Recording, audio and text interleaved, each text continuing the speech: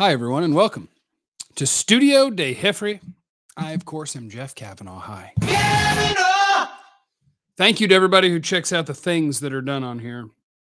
I asked the world, the internet, for any cowboy questions they may have today because I didn't really have a plan. But I was like, you know what's going well right now? Cranking out content.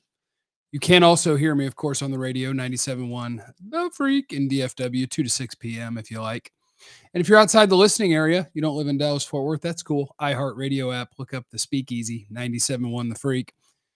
And 4 o'clock every day is the best damn sports segment, period. 2:30 is the sports desk. So there is sports in there, but we also have a lot of fun. We're not all sports. We're funny, fun. Do what we want.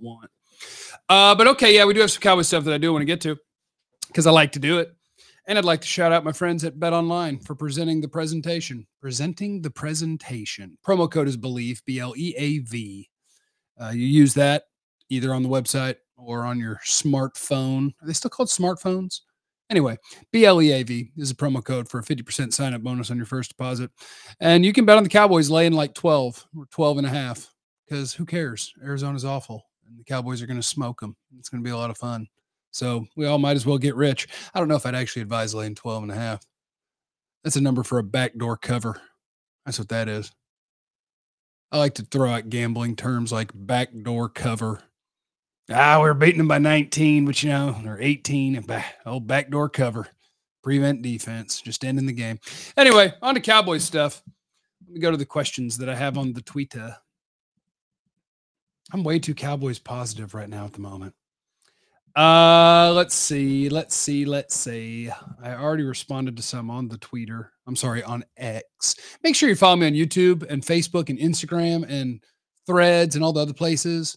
Because I'll tell you one thing is even if it's like $1, I'm not going to pay for Twitter because on social media, we are the product and I don't pay to be the product. So I'm not going to bitch about it. I'm just letting you know. I'm just letting you know. I'm sorry that you purchased something because you shot off your mouth about being so smart and then got trapped into having to buy something and then ruined it. And then now you just want us all to pay because you're losing your ass. That's not my problem. It's not my fault. But I do like hanging out on the Twitter. Anyway, Cowboy questions. How long is Tyler Smith out? Is the team making sure he's 100% before coming back with an easier matchup this week? Maybe we see him week 4. I believe you're going to see him week 3. I believe you're going to see Tyler Smith this week, which is pretty cool for an offense that is absolutely cruising already. To get the offensive line in full will be a lot of fun. Prepare yourself. You're going to see Tyler Smith this week, unless something goes terribly wrong in practice this week. This is from Sparky, the Rangers fan. Should we start to worry about the red zone offense or can they fix it? I like that Sparky, the Rangers fan, is asking a Cowboy question, probably because the Rangers bullpen sucks. Don't ever let Will Smith pitch in a game again. Ever. Bring up Jack Leiter. I don't care. Anybody. Stop putting in dudes that have failed over and over again. Anyway, the red zone offense. No, I'm actually not worried about the red zone offense at all. So here's what's happening with the red zone offense. In week 1, they were great. In week 2, what was week 1? 3 of 4? Week 1 was great. Week 2, you played a different opponent. And this is just when the head coach is calling plays. What happens is you no longer lean completely on what is the play we make to, in theory, maximize our points. Mike McCarthy instead is calling plays for how are we going to win this game? And the answer against Zach Wilson's Jets is on 4th and 2, we kick a field goal to go up 2 scores because he ain't going to catch up. And then the next drive down, guess what? 4th and goal from the 2 or 3, we kick a field goal to go back up 2 scores because he ain't going to catch up. I think they're fine. Dak missed a throw to Ferguson. That's one play. Your offensive line isn't doing a great job of run blocking at the moment. Tyler Smith can help that. They have their moments. They also have their down moments. And part of that is because you don't have a complete offensive line at the moment. Red zone offense is going to be fine. Everything about the offense is fine. There is no problem with the offense. Now, if you want to ask about individual players, as I did have happen on the Twitter, let's see. We'll go with Sergio's question. How much do you think not having a bigger back in goal line situations hurts this team? 0. Like, I think Rico Dowdle runs with really good power. Tony Pollard runs with good power and is evasive. Deuce Vaughn is evasive and low to the ground. I don't think you have a running back problem at the goal line. Just like a year ago, if you go to 3rd and 4th down with 2 yards or less to go and you say which running back had the best success rate in those situations, the answer was Tony Pollard, not the guy you're thinking. The answer is Tony Pollard. So don't be fooled into thinking you have to be a big guy to be able to convert short. What you have to be is a good runner. And they have good runners. They're better at running back this year than they were last year. I love what I've seen from Rico Dowdle so far. He looks good. I love what I've seen from Deuce Vaughn, other than one little stumble bobble that cost you a first down. They got a great group of running backs. I love it. I love it. Don't worry about it. Don't worry about the red zone stuff. Don't worry about it.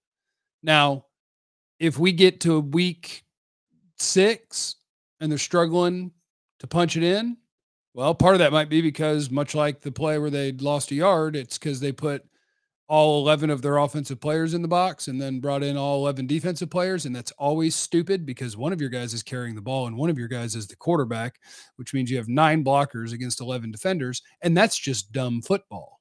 You should never call that. You should never line up like that. But I wouldn't worry about that. That was one play. Dak missing a throw was one play. And 2 of them were just conservative decisions where you might have scored 2 touchdowns. The odds are on each individual play, you were going to score when you need 2 yards, or you were going to get a first down when you need 2 yards. They opted not to, because that does come with an element of risk that they didn't welcome, because they'd rather be up 2 scores against Zach Wilson, because Zach Wilson isn't good at football.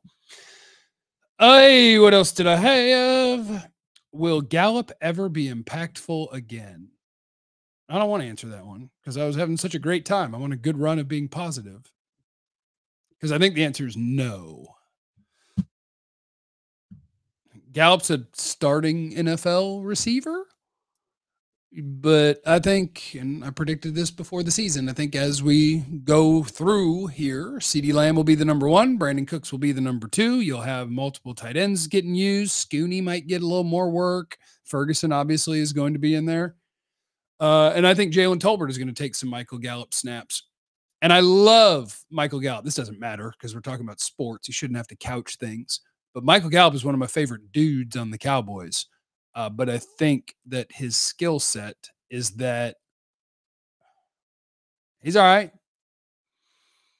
He's not a great stop and go change of direction dude, which makes it hard to be a great route runner. Like, he's a slant and stop running tough dude that'll make a contested catch and will fight. But I think his days of being an impactful top 2 receiver on a team are certainly done. And I hate it because I love Michael Gallup. But no, you're going to be counting on CeeDee Lamb, Brandon Cooks, Jake Ferguson, Tony Pollard, your assortment of other running backs that can make some plays in the passing game. And I think Gallup will run some slants and hopefully we'll catch a couple of deep balls and make a difference in that way. But yeah, that's where I think we are with Gallup, which some of us pointed out before the year. That's why it's so clear how much the Cowboys value and are not worried, but are hyper-focused on this season right now. Because normally Michael Gallup's contract is not one that they would have used for a restructure to move money back and make it harder to get away from his contract later as a guy who makes a bunch of money. Normally that's not the sort of contract that they move around.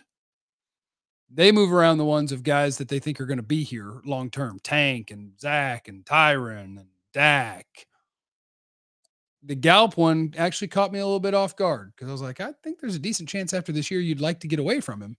And this makes it to where you have to eat more money if you do that. Not that you can't do it, but I was a little bit surprised they did it. And I thought it said a lot that this is as all in as the Cowboys go is what this season is about. And so far, so good. Let me see. Do you think this Texas Coast offense is better suited for playoff football than last season's offense? So far, this offense is better suited for everything on planet Earth. What'll be better suited for playoff football will be that you will have more guys that have a chance to make plays on offense. Last year, you lost to the 49ers because you scored 12 points. And part of that, sure, put it on the quarterback. That's fine. They didn't protect well. They had one wide receiver that had a chance to get open, and they had one other offensive weapon, and his legs snapped in half in the first half. So they were down to one dude. It was CeeDee Lamb. That's it. In a world where you have Pollard, the running backs behind him have more juice. You have more varied ways of doing things where you're going to toy around with a fullback and multiple tight ends and Brandon Cooks to stretch the field. I don't think the big difference is going to be the Texas Coast offense. I think the big difference is going to be the number of guys you have that can make plays. Because here is my prediction for week 5 when they play the 49ers. Not stopping the run or whatever people wanted to complain about when they lost to the 49ers, that is not what cost you a playoff game. Sure, Christian McCaffrey had one big run that you're like, oh man, I wish he didn't make that big run. They scored 19. If they score 19, they will not beat the Cowboys in week 5. That won't work. 19 ain't going to get it. And it'll probably be harder to get to 19 than it was a year ago. But I do like an offense where the emphasis is on how quickly can we create some sort of separation? How quickly can we get through our reads? How quickly can we get the ball out and not give you an opportunity to get to our quarterback? That's good. We like that. How many more seasons before we start talking about Micah being the best Cowboys defensive player ever? Those are confusing arguments because Micah's already the best Cowboys defensive player ever. Well, Dion.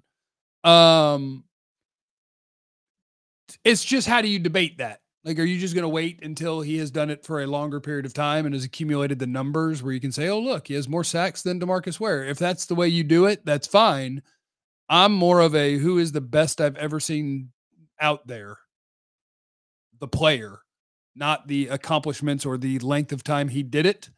Micah Parsons is the best pass rusher that's ever stepped foot on the field for the Cowboys. I had to go check on Dion while he was here. Because my God, what a stud. The greatest athlete of all time. Right? To be clearly the best to ever play your position, clearly in one sport, and to play at a starting caliber and pretty good starter, batted 300 once in Major League Baseball. That's the best athlete ever, unless we're going to go like, what was her name? Babe Diedrichson?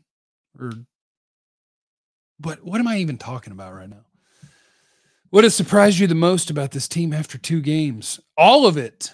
Because unlike some, I'm not going to be totally dismissive of what they've done and who they've done it against.